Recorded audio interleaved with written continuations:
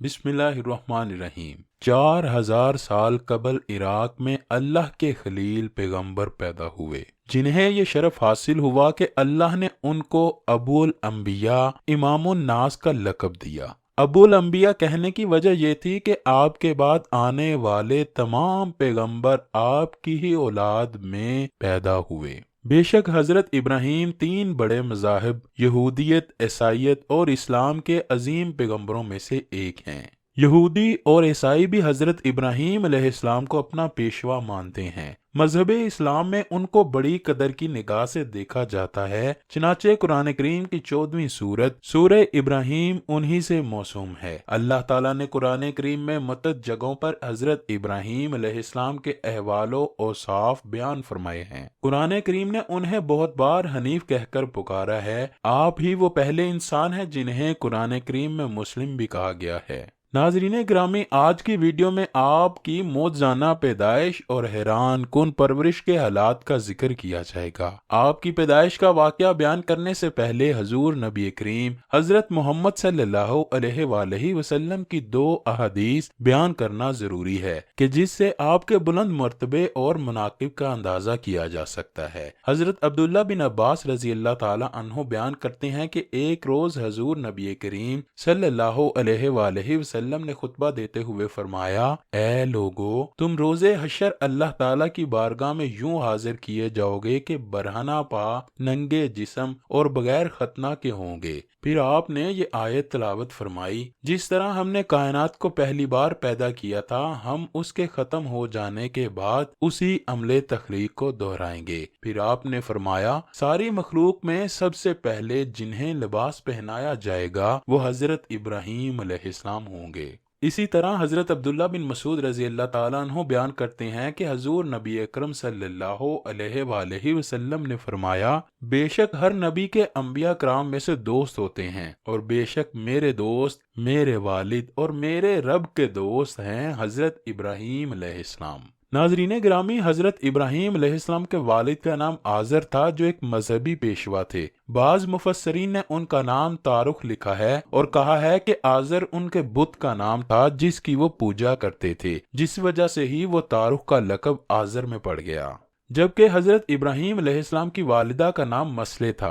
आपकी पैदाइश का वाक़या नहायत ही दिलचस्प और मौजज़ाना है। नमरूद बिन किनान एक जालिम और जाबिर हुक्मरान था। ये लोगों से अपनी पूजा करवाता था। काहन और नजूमी उसके दरबारी वजीर थे। एक रात नमरूद ने ख्वाब देखा कि एक सितारा तलू हुआ और फिर उसकी रोशनी के सामने तमाम सूरज, चांद, सितारे मानित पड़ गए और बेनूर हो गए। नमरूद बहुत परेशान हुआ और सुबह ही दरबार लगाकर नजूमियों को इसकी ताबीर बताने का कहने लगा। नजूमियों ने कहा कि इस साल तेरी सल्तनत में एक बच्चा पैदा होगा जो तेरे और इस मुल्क के ज़वाल का सबब होगा। जैसे ही नमरूद ने यह ताबीर सुनी तो उसने तमाम दुनिया से मजदूर और कारीगर इकट्ठे किए और अपनी सल्तनत में 2 बहुत बड़े हाल तमीर करवाए, जिसकी दीवारें 50 गज लंबी बनाई गईं। फिर दोबारा नजूमियों को बुलाया गया। उन्होंने कहा कि इस महीने वो बच्चा शिक्म मादर में आएगा। नमरूद ने फौरन एक महकमा बनाया और शहर के तमाम मर्दों को एक हाल में और औरतों को दूसरे हाल में मुंतकिल कर दिया और हम बिस्तरी करने वाले के लिए सजाए मौत का हुक्म जारी कर दिया। सिपाही उनकी निगरानी के लिए मुकर्रर थे। मर्दों और औरतों के इन बड़े कमरों से निकलने के मुख्तलिफ औकात कार मुरतब कर दिए गए थे। हजरत इब्राहीम के वालिद तारुख या आज़र मजहबी पेशवा थे और बुत बेचा करते थे। चनाचे इन तमाम मजहबी पेशवाओं को इजाजत थी कि वो औरतों में जाकर तबलीग कर सकते हैं। सिरातुल जनान और तफसीर खाजन में लिखा है कि एक रात आज़र औरतों के कमरों की तरफ गए और अपनी बीवी मसले से शब गुजारी, जिससे हजरत इब्राहीम शिक्म मादर में तशरीफ लाए। जब नजूमियों ने नमरूद को बताया कि बच्चा शिक्म मादर में आ चुका है तो वो गुस्से में पागल हो गया और हुक्म दिया कि जिस भी औरत का पेट नजर आए उसे फौरन कत्ल कर दो। सिपाही सुबह शाम औरतों के कमरों में जाते और छानबीन करते। इब्ने कसीर और इब्ने खल्दून ने लिखा है कि चूंकि हजरत इब्राहीम की वालदा की उम्र काफी कम थी, जिस वजह से उनका हमल किसी तरह भी पहचाना ना गया। جب حضرت کی ولادت کا وقت قریب آیا تو آپ کی والدہ اس تہہ خانے میں چلی گئیں جو کہ آپ کے والد نے شہر کے کنارے پر کھود رکھا تھا۔ وہاں پر ہی حضرت ابراہیم علیہ السلام کی پیدائش ہوئی اور وہیں پر آپ رہنے لگے۔ آپ کی والدہ روزانہ اس غار نما تہہ خانے میں جاتی اور آپ کو دودھ پلا کر دروازے کو پتھروں سے بند کر کر واپس چلی آتی۔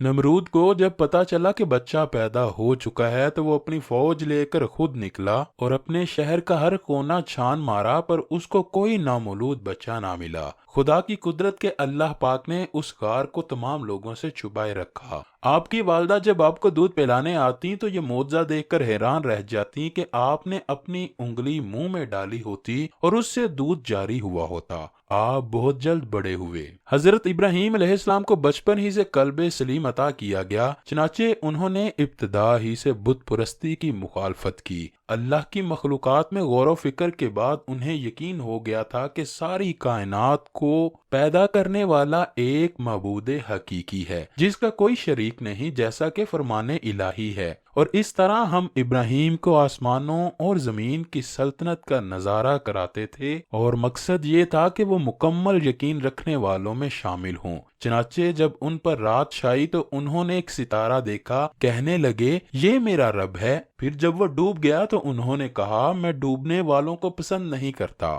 پھر جب انہوں نے چاند کو چمکتے دیکھا تو کہا یہ میرا رب ہے۔ لیکن جب وہ بھی ڈوب گیا تو کہنے لگے اگر میرا رب مجھے ہدایت نہ دے تو میں یقیناً گمراہ لوگوں میں شامل ہو جاؤں۔ پھر جب انہوں نے سورج کو چمکتے دیکھا اور کہا یہ میرا رب ہے، یہ زیادہ بڑا ہے۔ پھر جب وہ غروب ہوا تو انہوں نے کہا اے میری قوم، جن جن چیزوں کو تم اللہ کی خدائی میں شریک قرار دیتے ہو میں ان سب سے بیزار ہوں۔ میں نے تو پوری طرح یکسو ہو کر اپنا رخ اس ذات کی طرف کر لیا ہے جس نے آسمانوں اور زمینوں کو پیدا کیا، اور میں شرک کرنے والوں میں سے نہیں ہوں۔ ناظرین گرامی، حضرت ابراہیم نے اللہ کے حکم سے خانہ کعبہ کی تعمیر کی۔ ختنہ، قربانی، بالوں کی سفیدی، مہمان نوازی کی ابتدا آپ ہی سے ہوئی۔